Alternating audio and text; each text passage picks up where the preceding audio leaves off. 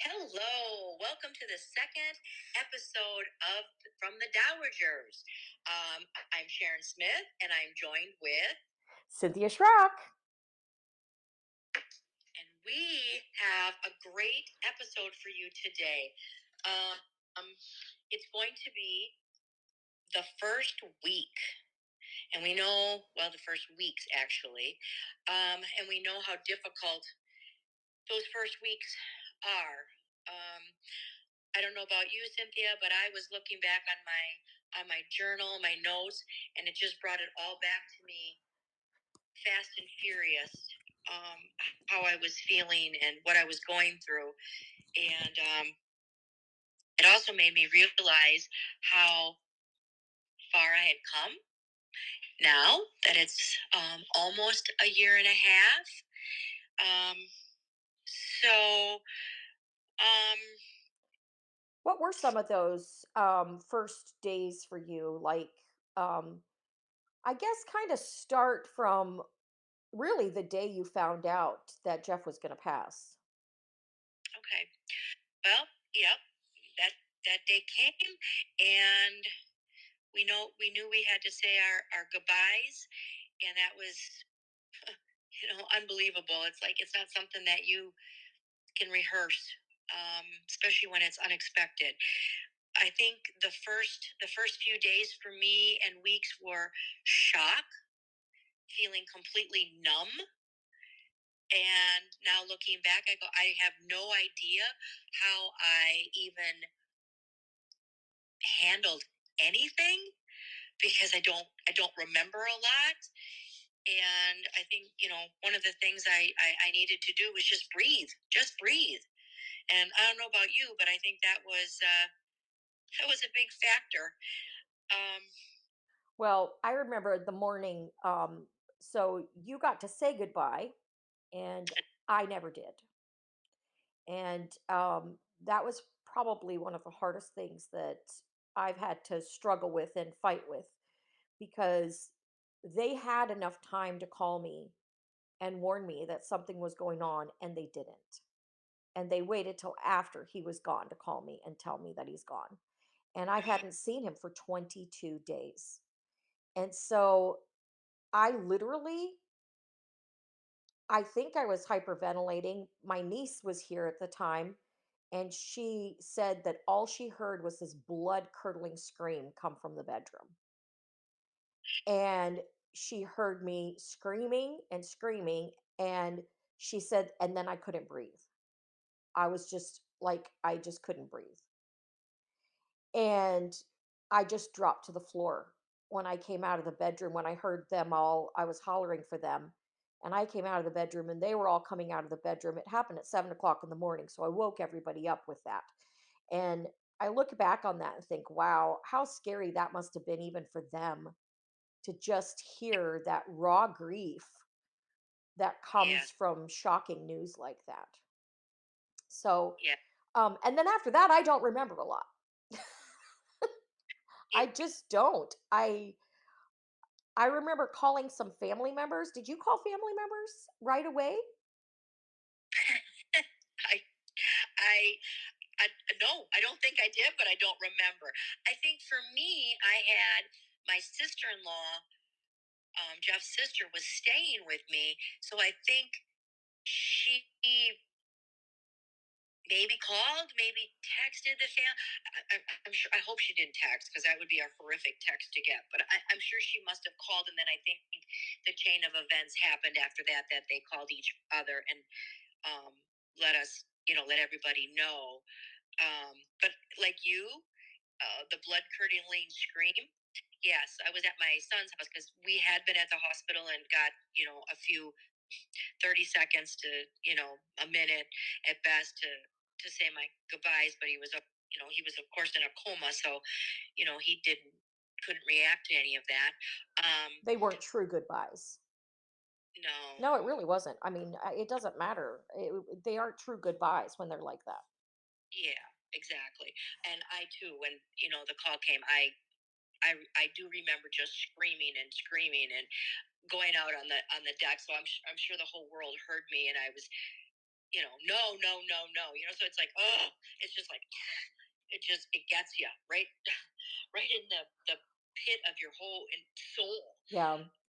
It's like a weight, that you've never had on you before. I mean, a literal, like an anvil was dropped on you. It was, I mean, it's a weird, illustration, but you think back to those old cartoon videos of the coyote trying to drop the anvil on the roadrunner and missing, and then it lands on himself. And, um, it's that weight of an anvil like that. I mean, picture that in real life. I mean, it's literally crushing. It's Right, literally right. crushing. Um, the other And part, you're immediately thrust into a world you don't know. Immediately. It's not like you can prepared for this. You are immediately, that very millisecond, thrust into a world that you have no idea where you are. yeah, Sometimes I compare it to um, Dorothy and the Wizard of Oz. She just immediately where am I? Who am I? What's going on? What I want to go home. I wanted my old life back. yeah, My husband, and so immediately you get thrust into that, and then at that point, now you're getting questions thrown at you. Well, what do you want to do with the body? Where what do you want to do? Now you need to make arrangements. what nursing home do you? I mean, nursing home. What funeral home do you want him sent to? Yes, Yeah, yes. What? I yeah. don't even know. I can't even breathe right now. And you're asking me these questions. I often said they should give you 6 months before you have to do any of this stuff. But obviously, that's not a real thing It's that not can happen. feasible. Right, exactly. But because I don't know, I don't know how people do it.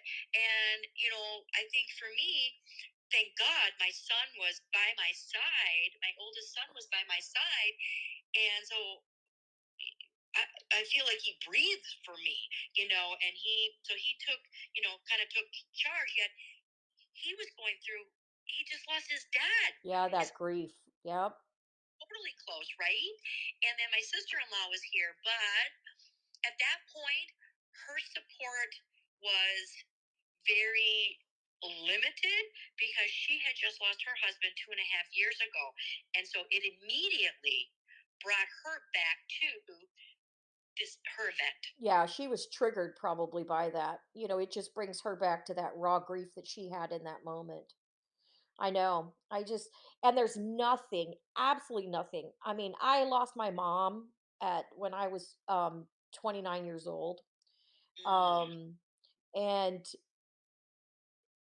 there's nothing can compare to the loss of a spouse. mm, Nothing, absolutely nothing. no, And because when you in those first days and weeks, when you lose somebody like that, you have if you like with your kids, if they're married, they have somebody to go home to and to yeah, comfort them. But let's talk about even the point, because I don't know about you, but I had tons of people around me at the beginning. Literally less than 24 hours after Eric was gone. No, no, it was the afternoon after Eric was gone. My doorbell rang. And it was like 4 o'clock in the afternoon. And he passed away at 7 o'clock that morning. And the doorbell rang, and I walk over and I opened the door. And I was just standing there in shock as to who was standing in front of me. And it was a friend of mine from high school. oh boy, And we were the best of friends in high school. And his wife was also in the same school as us. And so we were all very close together. And they lived in Atlanta, Georgia. And the morning that Eric passed, he looked at his wife and said, I need to go be with Cynthia. And she goes, I wish I could go. She was a teacher in a school and she couldn't. He was retired. And he drove 8 hours that day because he said he had to be here with me. And just to think that somebody would drive 8 hours wow, because of the grief and the pain that I was going through was truly amazing. I had a lot of people around me at the very beginning. And I think you probably did too. Even Eric's brother from Minnesota was here by 11 o'clock the next morning. And I was like, when he came walking in, I go, "What are you doing here?" He goes, "You asked me to come." I don't even remember that. No. I don't even remember that. But then you end up with all those people around you, and then all of a sudden you have people gone. Hmm. Yeah. Yeah. And that loneliness when Oh people are yeah. gone. Yeah. Yeah. Let's come back to that. So in my situation, my sister-in-law, that one that lost her, um, 2.5 years before this happened, and when Jeff got sick, I did not want to talk to her because she lost her husband suddenly, and I just didn't want to talk to her as I didn't want to be a part of her club. So I let her come, and then now my husband dies, and I'm like, oh my gosh, this is why. But nonetheless, she was here with me, and she was here for a month with me. And as soon as she was going to go home, then my very best friend came and stayed with me for a number of weeks. So it was like she just passed the baton. And and I'm sure this happened to you as well, and I'm sure to our listeners, it's happened to them as well. You know, you're just going through this and you don't even know who you are, what you are, or where you're going, or anything.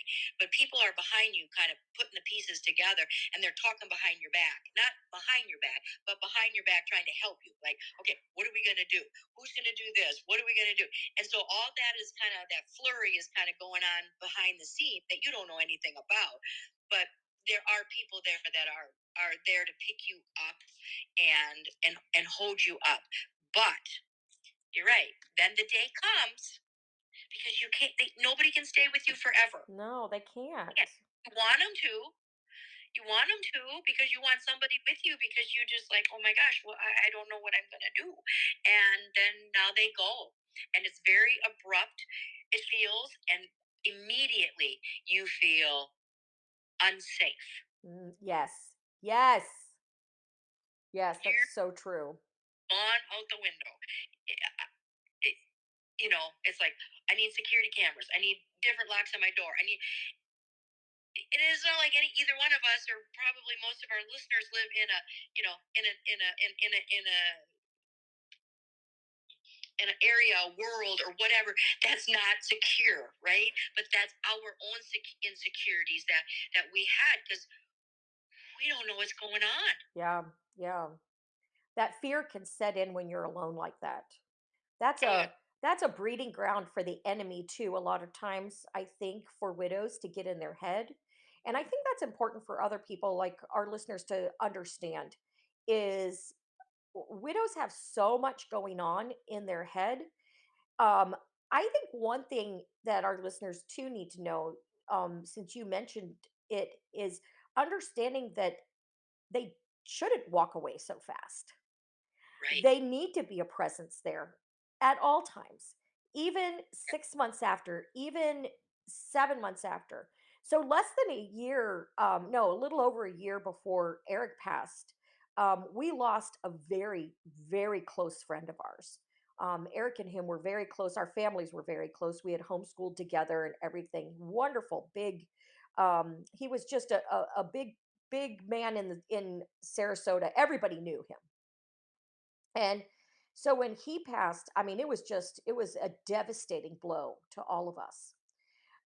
Growing up, having a grandma who was a widow at the same age that I became a widow, I understood listening to her what to do for widows when their spouse passes. And one of the things she said is always, always make sure to call them. And so, one thing I did, and I don't think a lot of people think to do things like this. We almost get so wrapped up in our world that we have this technology in our life, like our iPhones and stuff, that can help us, and we don't utilize them for compassionate things like this, for helping a widow or being there for somebody in a sickness or a loss or a sickness of a child or just a devastating accident or something like that. So, what I ended up doing was on my phone, I put a reminder in my phone every 6 weeks to call Kimberly. Mm, And I still have it in my phone to this day. And Greg was gone 2 years. Her husband Greg was gone 2 years in August, this past August. And I still, every 6 weeks, will reach out to her, whether it's by text or whether I call her. And I think that's a good thing for our listeners to learn because the loneliness is so quiet, it's deafening. yes, yes, yes. And so I think that that could be a help to them to understand. Put that reminder in your phone. Reach out to that person every 6 weeks. Don't listen to that voice in their head that says, "Oh, they just want to be left alone." I hate that. I don't know about you, but Oh, I hate that because even people that think that somebody wants to be left alone, they don't want to be left alone. They at least want to be checked on. I couldn't agree with you more. I could not agree with you more. And there's that in itself. I think that's going to be a new topic for us because there's a lot of things that um, people can do, and we know it now. And boy, what to do, how to do it. So let's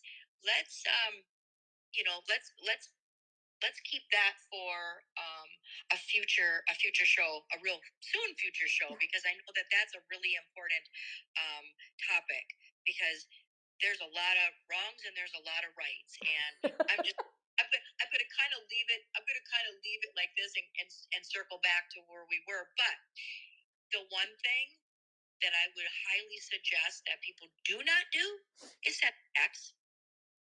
Is Text to me is oh, this is much so much more worthy than a text. I think well, a text, hey, I hear I you. want no, no, no, because it's a touchy feely kind of thing. So a text that would be my first thing, and I'm not saying never, but Not in those first weeks. mm, mm, mm, No, not mm. in those first weeks. I do agree with you there. Not in And I those mean, you first gotta feel, weeks. and I get it, but it's too.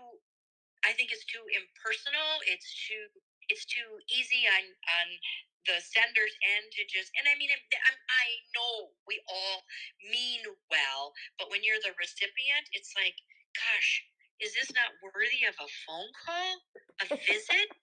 My, my husband died, so or someone's wife, whatever. But it's yeah, uh, that But would be that my goes back no, don't do. but that goes back to what you said at the beginning because you didn't want your sister-in-law or your sister, Yes, you didn't want her coming around because you might catch what, you know, and I think we talked about that in our first episode about, it's almost like you have a disease and other people don't want to catch it, you know. absolutely, absolutely. So the other thing that people do in those first few weeks are send plants and flowers. So tell me about what your house looked like at. Well, the botanical gardens, does that sound familiar? And oh my God, I loved every single one of them. But, oh Lord, I mean, it was almost like, oh no, the doorbell's ringing again, and there's more flowers and our plants. I had no more room to put them, and they were, oh my God, they were all so beautiful. And cards, I truly truly love the cards, and I'm a card giver, and I love to receive cards. So I mean, I there was hundreds, and I will not lie, I kept those cards up. Woo, ah, almost, I would say it was almost a year because You I had them needed. setting up in your house. I did. I did. I had a Wow. big, and Wow. I had them all Wow. there. And because from time to time, I would walk by and I would grab one and I would look at it and I would read it, and the sentiments that people sent. It was so heartfelt, and I did feel it. But yeah, there was hundreds, and I've saved every single one of them. I've not thrown any of them away. Um, Yeah, I but didn't either. the flowers, the cards, meals. Um, Oh my word, meals. It yes, got to the point where I have 2 refrigerators and a freezer. They were all so full.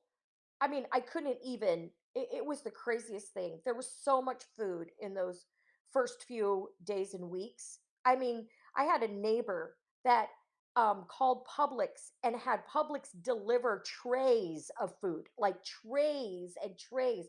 I was like, what am I going to do with all of this? And yes. somehow we would share with other people Well, and pass it because it was so, so, so, so much. well, I was thankful for my church at that time because they have, I guess it's an app or something. It's called the Meal Train. Yeah, the meal So trains, those are great. they sign up, and like every day somebody would bring something over, and so then it didn't get so overwhelming. And but so that's kind of an important thing for people too. So if you're gonna do meals, that's a nice way to organize it, but not everybody knows everybody in your circle. So um and then maybe bring things and have it so that it can be froze. Yes, I So did have people do that. That was yeah, nice. that's a good thing to do. But in this, kind of where we were at for a little while here for like 2 years, where people couldn't have a funeral in a funeral home or whatever, and generally that's where the flowers go, and then they kind of figure out what to do with them there. But so now we were like, they were just sending them to our homes, and the cards as well. But cards would come to you would get them one way or the other. But I had the yeah. funniest thing when it came to the plants. So I had a ton of food, but on top of it, I had all these plants. And somehow they all got set on the island in my kitchen. Yep. And I remember one day my son came home from work and he comes walking into the house. And I was standing on the other side of the island. And he goes, Mom, it looks like a jungle in here.